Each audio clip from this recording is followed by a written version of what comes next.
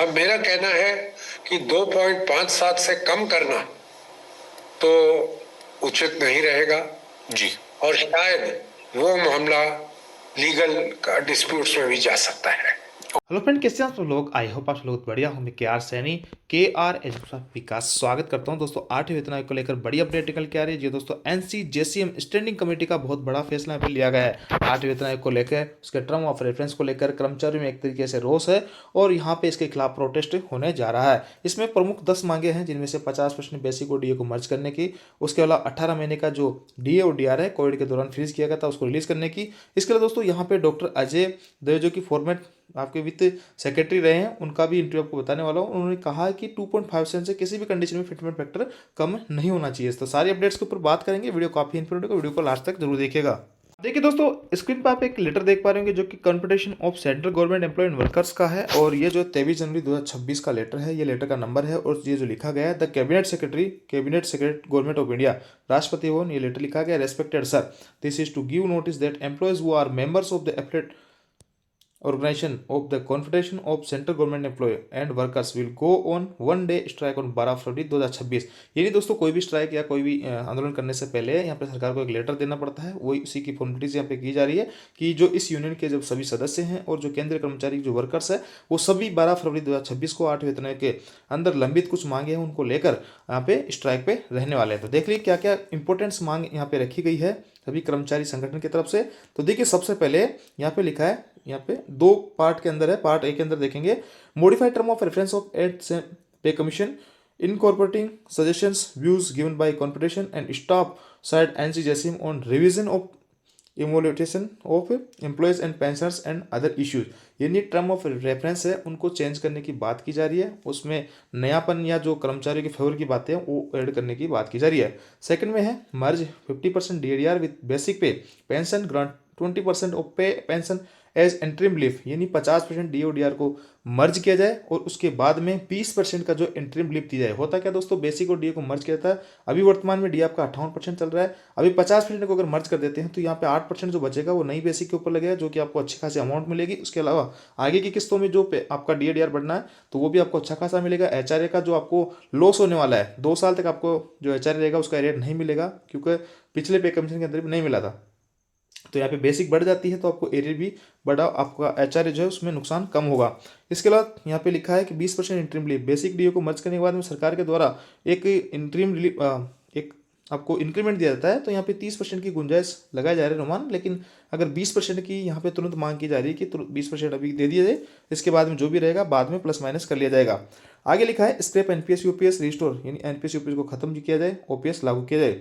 आगे no distinction among pensioners should be made, यानी जो पेंशनर्स है उनके लिए समानता के तरीके 18 महीने का DA और DR जो कोविड के दौरान यहाँ पे फ्रीज किया गया था उसका भुगतान किया जाए। और 5% सीलिंग जो अनुकंपा के अंदर है कि 5% वैकेंसी के ऊपर ही अनुकंपा के ऊपर नियुक्ति की जा सकती है किसी कैंडिडेट्स की, तो यहाँ पे उसको भी खत्म किया जाए और सभी जो वैकेंसीज है उनको भरा जाए। जो भी जितनी वैकेंसीज है उन सभी को भरा जाए। इसके आगे लिखा है ensure democratic functioning of associate federation as per JCM के मैकेनिज्म है उसके आधार पर काम किया जाए। और भी कई तरीके की जो है चीज़ें इसके अंदर लिखी गई है, आप देख पा रहे हैं। और इधर एक लेटर हो रहा है, इसको भी आप मेरे टेलीग्राम ग्रुप भेज दूंगा जिसका लिंक डिस्कस में दिया हुआ है, वहाँ से जाके आप देख सकते हैं। इसमें बोनस वगैरह सारी कुछ चीज़ें बढ़ाने की मांग की जा रही है। तो मोटी मोटी प्रमुख 10 मांगे आपके सामने हैं। आपका TOR जो है उसको मॉडिफाई करना है, मर्ज 50% DA मर्ज करना है, DA DR 20% trim leave, NPS UPS खत्म करे, restore OPS, release DA arrear और इक्वल पेंशन ट्रीटमेंट है। फिर जो भी वैकेंसीज है उनको भरा जाए। स्टॉप आउटसोर्सिंग जो आपका निगमीकरण किया जा रहा है, फिर निजीकरण किया जाए, उसको खत्म किया जाए। और रिमूव कॉम्पनसेट सेलिंग, ये जो है इसको भी यहाँ पे खत्म किया जाए। ये सारी कुछ चीज़ें पे रहने वाली है। इसके अलावा मंजीत कुमार पटेल जी जो है यहाँ पे राष्ट्रीय अध्यक्ष है all India NPS employees federation, उन्होंने भी यहाँ पे लेटर लिखे है, कहा कि जल्दी से जल्दी 200 दिनों के अंदर अंदर जो है 8 वेतन आयोग को लागू किया जाए। इन्होंने भी ऐसा लेटर लिखा है, देख लीजिए आप। माननीय वित्त मंत्री जी को डायरेक्ट उन्होंने लेटर लिखा है और ये सब खबरें आपकी न्यूज़पेपर वगैरह में चल रही है। तो यहाँ पे सारी कुछ चीज़ें आपकी क्लियर हो जाती है। तो कौन कौन से मांगे यहाँ पे मांगी जा रही है स्टाफ साइड की तरफ से। अब दोस्तों, मैं जो अजय देव जी का जो है इंटरव्यू आपको दिखाता हूँ, जिसमें कह रहे हैं कि फिटमेंट फैक्टर जो 2.57 से किसी भी कंडीशन में कम नहीं होना चाहिए। आठवें वेतन आयोग की जो गाड़ी है वो कहां तक आती हुई दिख रही है। देखिए, कर्मचारी संगठनों की जो मांग है वो कहा जा रहा है कि वो जो है 8th पे कमीशन के जो TOR यानी जो है टर्म्स ऑफ रेफरेंस उससे नाखुश नजर आते हुए दिख रहे हैं। इसके अलावा कई रिपोर्ट्स ये भी आ रही है कि अब एक धरना प्रदर्शन करने की बात आ रही है। कहा जा रहा है कि हड़ताल किया जा सकता है, 12 फरवरी का जो है डेट जो है मुकर्रर किया जाए आफ्टर बजट। कुछ मांगे हैं सर। कहा जा रहा है कि पुरानी पेंशन जो है योजना उसको लागू कर दीजिए। जो DA मर्ज करने की बात हो रही थी 50% के आसपास जैसे ही बढ़े हमारा DA उसको जो है मर्ज कर दीजिए, बेसिक में उसको दे दीजिए। कोविड के टाइम्स में जो है 18 महीने का जो DA एरियर है वो नहीं मिला है। और इसके अलावा सर तमाम मांगे हैं। सबसे पहले आपको सर जनता सुनना चाहती है, देखना चाहती है। ऐसे कहा जा रहा है सर कि 18 महीने 15 महीने का समय मुकर्रर किया जा रहा है उसको समझने के लिए, उसके जो है उसको लेकर भी असंतोष है। ओवर टू यू विशाल जी। बहुत ज्यादा समय लिया है सेंट्रल गवर्नमेंट ने।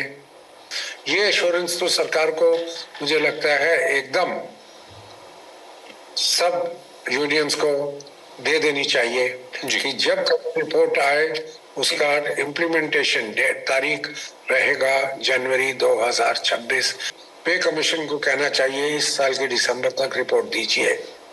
जी सर, एक लास्ट सवाल मैं आपसे पूछ रहा हूँ फिटमेंट फैक्टर को लेकर। आपसे जब सबसे पहली बार जब चर्चा हुई थी 8वें वेतन आयोग को लेकर, उस समय ये मांग चल रही थी कि देखिए जो पहले वेतन आयोग में जो 2.57 का फिटमेंट फैक्टर था, अब जो है नए वाले में तो 2.86 मिलना ही चाहिए। तमाम जो है चर्चाओं का जो है बाजार गर्म है। सभी लोग कह रहे थे, कुछ तो 2.86 का कह रहे हैं, कुछ 3 से ऊपर का कह रहे हैं, कुछ जो है कर्मचारी संगठन तो 3.5 या 3.2 का भी बात कह रहे हैं। लेकिन अगर ओवरऑल सर अगर देखा जाए, अगर इसका जो है बैलेंसिंग आउट किया जाए सर, तो कुछ लोग जो अभी ये कह रहे हैं कि बीच का रास्ता ये आ रहा है कि 2-2.25 के आसपास आता हुआ दिखेगा फिटमेंट फैक्टर। आपसे सर समझने की कोशिश करेंगे, आपको कैसा लग रहा है सर, कहां तक आता हुआ दिखेगा फिटमेंट फैक्टर? जनाब, अगर आप पहले 2.57 तक आ चुके हैं जी, ग्रेजुअली बढ़ा है, ये नहीं कि एकदम जी आपने पहली बारी में ही आपने 2.57 मान लिया था। जितने वेतन आयोग हैं सभी ने बढ़ाया है। अब मेरा कहना है कि 2.57 से कम करना तो उचित नहीं रहेगा जी, और शायद वो मामला लीगल डिस्प्यूट्स में भी जा सकता है।